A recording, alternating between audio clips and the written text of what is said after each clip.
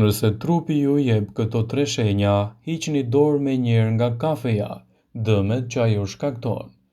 Disa nuk mund të fillojnë në ditën pa pirë një filxhan kafe dhe disa të tjerë e mbajnë gjithmonë pranë tasin e madh të kafes. A i dini se kafeja mund të dëmtojë shëndetin dhe trupin tuaj? Ja cilat janë disa nga shenjat që tregojnë se duhet të evitoni konsumin e kafes. Kafeja mund të shkaktojë probleme me stomakun dhe me zorrën e trashë.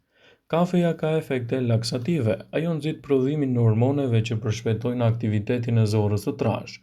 Kur konsumoni më shumë kafe se sa duhet, zakonisht mund të keni probleme me jashtëqitje, në disa raste edhe diarre. Ndjeheni më të lodhur ditën tjetër. Para se të fillojmë, bëni një like videos dhe ju lutem klikoni subscribe. Do të na ndihmonit shumë.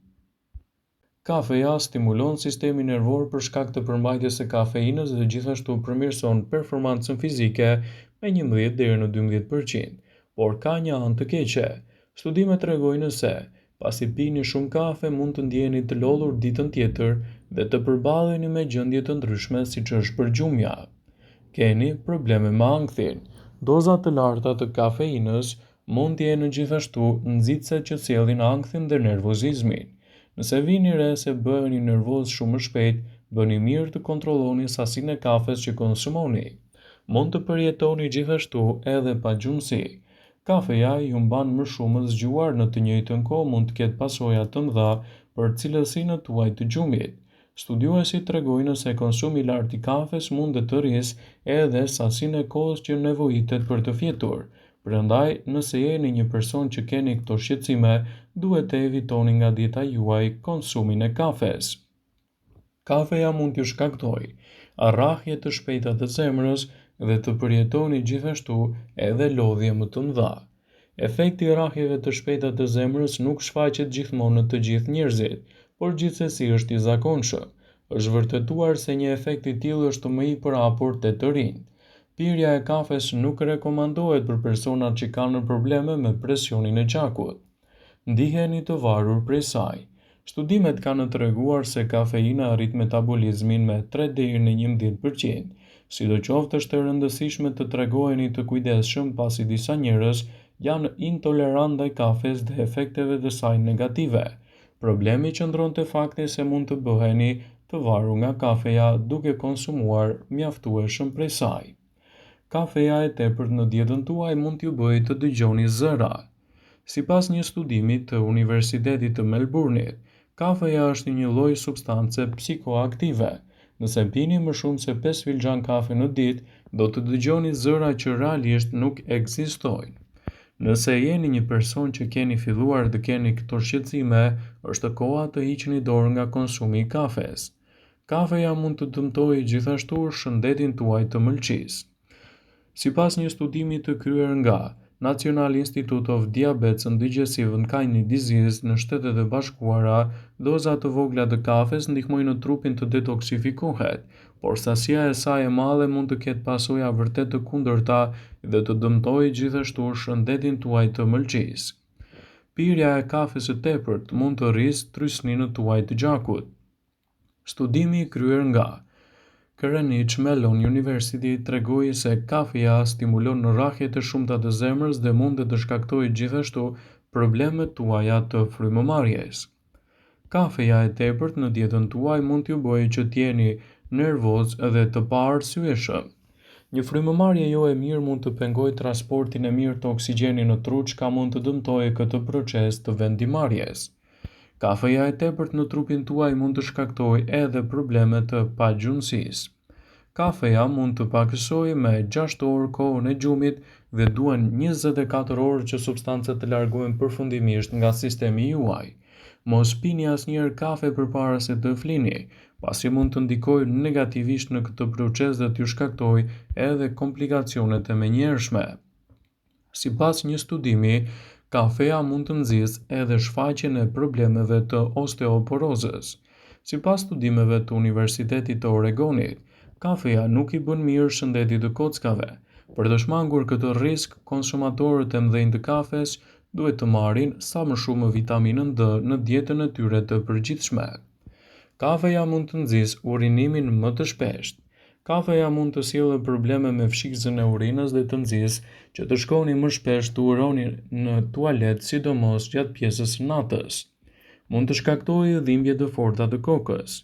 Sipas American Heart Association, konsumatorët e mëdhenj të kafes mund të kenë dhimbje koke, ankth, lodhje si dhe depresion.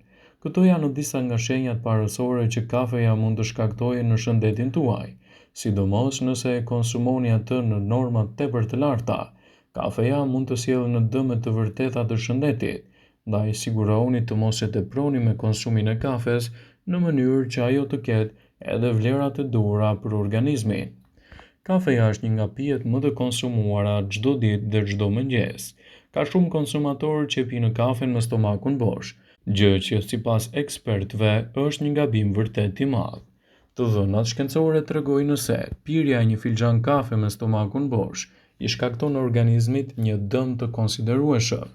Kur stomaku është të bosh, kafeja çliron acid hidroklorik që rrugëton në të gjithë trupin dhe në sistemin tuaj tretës. Ky acid është i parëndësishëm dhe agresiv për stomakun, duke u shkaktuar kështu edhe probleme të tilla. Kafeja është e rëndë me stomakun dhe shkakton vështirësi me tretjen. Kur ushqimet nuk treten dhe shpërbëhen si duhet, atëherë sistemi tretës i çelë rrugën shumë problemeve të tjera shëndetësore.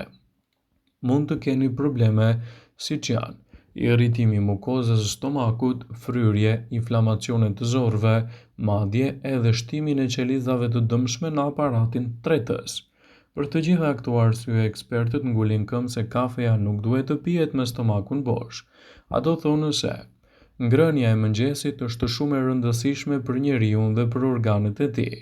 Për më tepër, ekspertët sqarojnë se kafeja në mëngjes me stomakun bosh do të rrisë nivelet e kortizolit në organizëm me shpejtësi. Më pas, organizmi ka nevojë për një kohë të gjatë që të kthehet në gjendjen e tij normale. Ekspertët thonë se periudha më e mirë për të pirë kafe është rreth 1 orë pas zgjimit. Gjatë kësaj kohe, ju duhet të filloni të konsumoni ushqime të shëndetshme dhe gjithashtu edhe t'i dorëzoheni më pas kënaqësisë së kafes. Megjithatë, nëse pini një kafe në ditë, përfitimet e saj do të jenë mbërslëndse, por nëse e teproni vazhdimisht në dietën tuaj, vlerat që do t'i ofrojë do të kthehen në dëme të mëdha për shëndetin. Kafeja mund të shkaktojë probleme siç janë edhe dhimbjet e forta të kokës.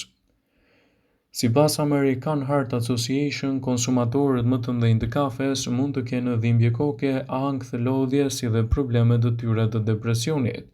Kafeja mund të nxjisë urinimin e tepërt gjatë natës. Kafeja mund të sjellë probleme me fshikëzën urinare dhe të nxjisë gjithashtu edhe dhimbjet dhe gjithashtu nevojën për të shkuar më shpesh në tualet. Nëse jeni një person që pini kafe për një kohë të gjatë, atëherë kjo gjë do të nxitet dhe do të shkaktojë gjithashtu probleme në përditshmërinë tuaj. Por pirja e kafes brenda normës lejuar sipas ekspertëve të Healthline mund të jetë një ndihmë shumë e mirë për çështjen tuaj shëndetësore. Për sa kohë nuk e teproni me konsumin e kafes, ndikimet e saj pozitive në organizëm do të jenë të menjëhershme dhe të favorshme. Sipas ekspertëve, përfitimet e kafes do të jenë të mira edhe në rritjen e djegjeve të yndyrnave. Disa studime sipas Healthline tregojnë se kafeja mund të nxjisë djegjen e dhjamit dhe gjithashtu të rrisë metabolizmin. Kafeja mund të përmirësojë performancën tuaj fizike dhe ta rrisë atë si duhet. Kafeja mund të rrisë nivelet e adrenalinës dhe të çlirojë acidet yndyrore nga indet tuaja yndyrore. Të gjitha këto mund të çojnë në përmirësime të dukshme të performancës tuaje fizike. Kafeja përmban lëndë ushqyese thelbësore. Për sa kohë nuk teprohet me konsumin e saj, vlerat që do t'i ofrojë shëndetit do ta kthejnë atë në një prej produkteve më të mira ushqyese të dobishme për organizmin. Ekspertët thonë që nëse doni të konsumoni kafe, konsumojeni atë si duhet, në mënyrë që vlerat dhe përfitimet e saj të jenë të plota dhe pa shkaktuar kështu efekte të mundshme anësore për organizmin. Kafen nuk duhet ta shoqëroni me ëmbëlsues të ndryshëm.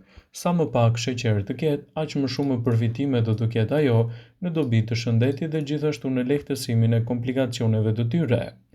Vëmendje, ju bëjmë me dije se informacionet në këtë video kanë për qëllim që të plotësojnë, të mos zhvendësojnë këshillat e mjekut tuaj ose të ofruesit të kujdesit tuaj shëndetësor. Informacionet në këtë video kanë për qëllim informimi. Pasi ta dëgjonit këtë video, do ju ftoja t'i bënit like dhe ta shpërndanit atë në profilin tuaj në mënyrë që të informohen dhe miqtë e tu.